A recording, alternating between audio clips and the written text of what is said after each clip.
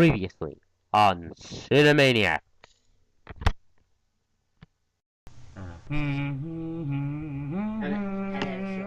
Hello there, Sean. Not Harry Potter. Yes, that's right. It's me. Yes, that's right. Me, Potter. Harry Potter, the boy who lived. This may be the last ever time I ever see you. I'm afraid this might be the last ever Because time I ever visit you. I will be in Harry Potter and the Deathly Hallows, Harry Potter Part and the 2, Deathly Hallows. which I want you to see. One. Goodbye, Sean. Part I'll one. see you later. If you want to watch part two, That's right. in 3D, you'll have to Which wait July means 15th, I have to go out with Ron and 2011. Hermione to fight Not the part evil two Horcruxes. in July. Now, Now, part one.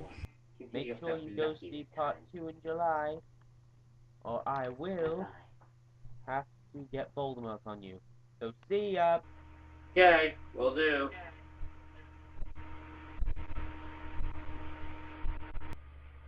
The CINEMANIACS are we Potter and the Deathly Hallows. Part 1 movie review.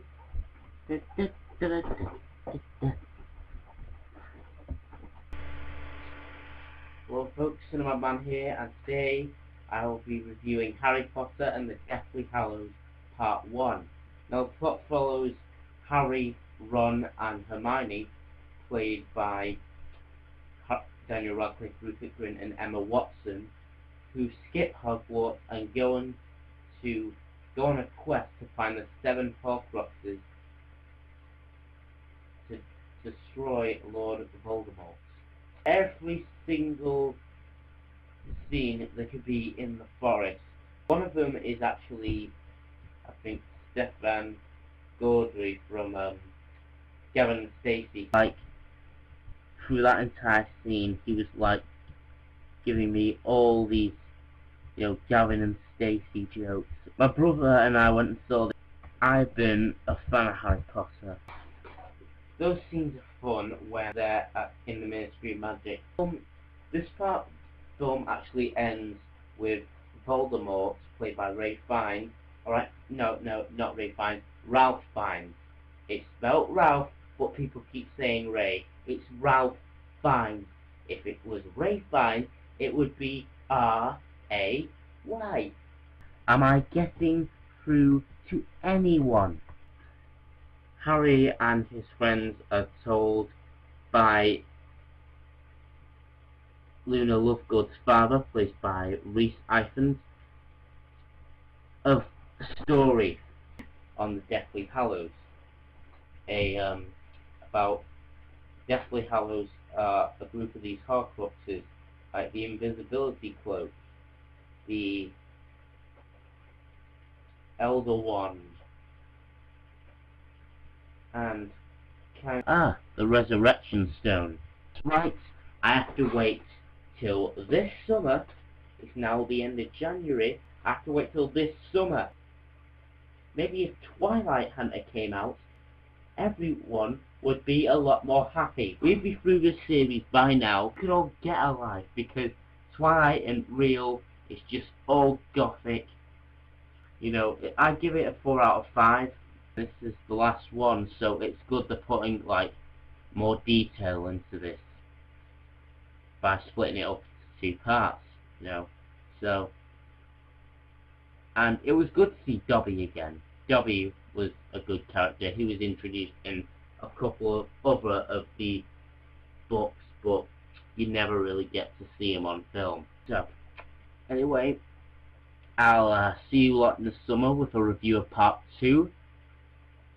Cinema Man signing out. See you later. CINEMANIACS, Harry Potter and the Deathly Hallows. Part 2 is me with you. La la la la la la. Hello YouTube, Cinema Man here. Now today is a very big day. It is also the end of a part of my childhood, which revolves around the Harry Potter saga. As today I went to an IMAX 3D showing of Harry Potter and the Deathly Hallows Part 2. I've been a fan of the Harry Potter series.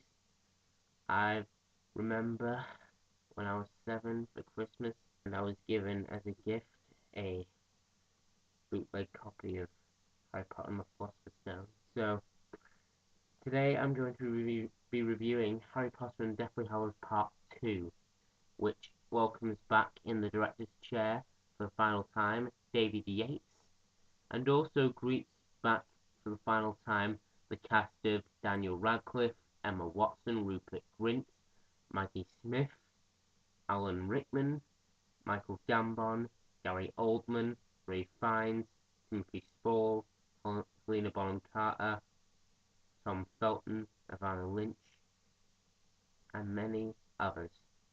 The plot of Harry Potter and Deathly Hallows Part 2 takes place after Harry Potter and Deathly Hallows Part 1. Hallows Part 1 ended with Lord Voldemort, played by Ray Fiennes, breaking into the tomb of Albus Dumbledore, played by Michael Gambon, who is the ex-headmaster of Hogwarts School, Witchcraft and Wizardry, where Lord Voldemort steals the Elder Wand from his tomb.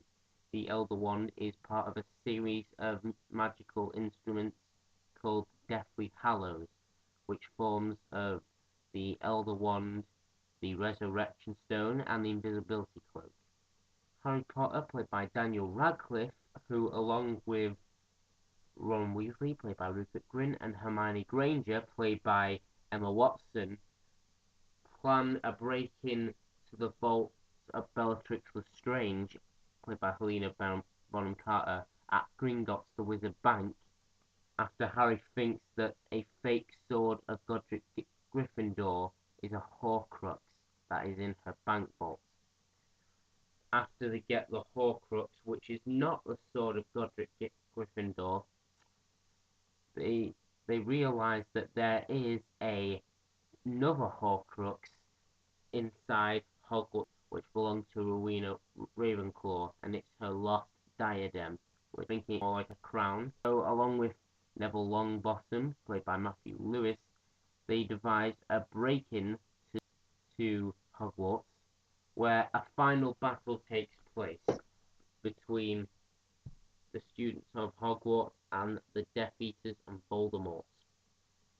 When this was first announced, I was completely against the idea of the final book, Harry Potter and Deathly Hallows, being split into 2 movies. Like, after Part 1, and now after seeing Part 2, I think it was a very good idea, because the more you wait for it, the better it will be. So this was kind of what it was like. The longer I waited, the better it was. I am a huge fan of the Harry Potter films. I have a big box set here. When I got this box set of Harry Potter, I actually got 1 through 5. I actually bought Half-Blood Prince separately and stored it in here. I'm thinking of getting them to Blu-ray. Here in America, they have this big collector's set that involves a special edition of the film. Harry Potter and Deathly Hallows Part 2 is sort of the complete opposite of Deathly Hallows Part 1. In Hallows Part 1, most of the scenes take place in the forest. Most of that film is just completely driven by dialogue. In statistics, it's 80% dialogue, 20% action. Whereas in Deathly Hallows Part 2, those statistics are completely reversed. 20% dialogue, 80% action. That's how it is in Part 2. I actually like the ending scene of Potter and Deathly Hallows Part 2, where it's, spoiler alert, 5, 4, 3, 2, 1. You were warned, get off here before the countdown runs out, or I will spoil you. Harry is married to Ginny Weasley. They both have a son named Albus Severus, who is named after the 2 headmasters at Hogwarts. Severus Snape took on the role of headmaster after the death of Albus Dumbledore in Half-Blood Prince, and it's Harry and Ginny accompany him so we can get on the train for his first day of school. I like the way the visual effects and the makeup effects actually made them like grown-ups. So they made them the same way they are.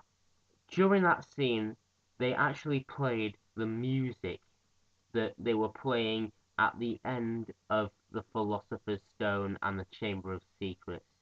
It was an homage and a perfect ending to a series. I'd like it if Chris Columbus actually directed this film, because it would be an honour. The first two films were pretty good. I just love the first two films.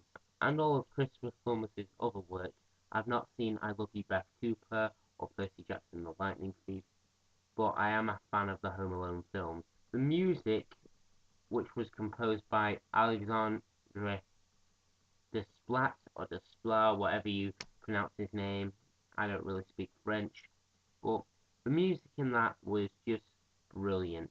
Although, I think Alan Rickman's performance, he does do it quite bitterly, but he sometimes talks really slow. You're like, you better go outside, or people will think you're up to something.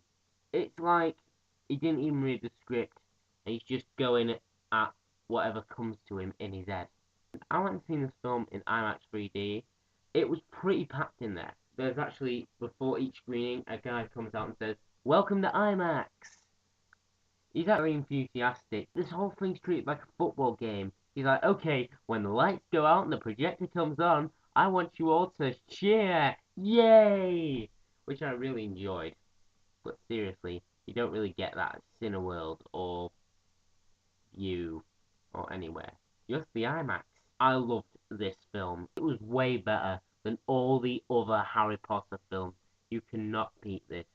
I think Deathly Hallows Part 1, even though it's on my top 10 films of 2010, it is a bit boring and it really drags on, but it's still good. But that doesn't light a candle to Harry Potter and Deathly Hallows Part 2. There's also some good faces in this. There's also John Hurt, who plays Ollivander, who was originally in Harry Potter and the Philosopher's Stone. There's also the something they left out in the book, which is the story of Dumbledore. They realised he was in love with Gellert Grindelwald, played by Jamie Campbell Bower. I thought that he would have a bigger part in this, in Deathly Hallows Part 2. He was shown in flashbacks in Deathly Hallows Part 1, but there was no reference to him at all. In Deathly Hallows Part 1, it was good to see Harry Potter out of his own environment and out in the wilderness, but it's good to hit home. It's where it's at. It wouldn't be Harry Potter if it wasn't at Hogwarts. Harry Potter and Deathly Hallows Part 1 doesn't have a scene without Hogwarts. I think the 3D was pretty good. My dad went with us to see it in IMAX 3D, and he's never really seen a 3D film before, like the real 3D or an IMAX 3D. He just was amazed by the picture quality and the 3D effects. When it comes on, don't think that you've fallen asleep and missed the start of the film. Before the opening logos of Deathly Hallows Part 2, it shows a short clip of Voldemort stealing the Elder Wand. It's kind of like with the Matrix Reloaded, where they showed the trailer of Matrix Revolutions. But I was originally planning on seeing Half-Blood Prince in IMAX, but the tickets were sold out. We didn't even book anything, so I had to go to normal showing.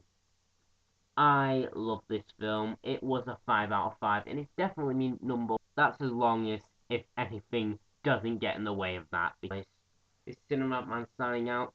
I'd like to say a quick thank you to Daniel Radcliffe, Rupert, Grint, Emma Watson, and the cast of the Harry Potter saga. Thanks for making my childhood brilliant and giving us glorious memories. So, see you later. Bye.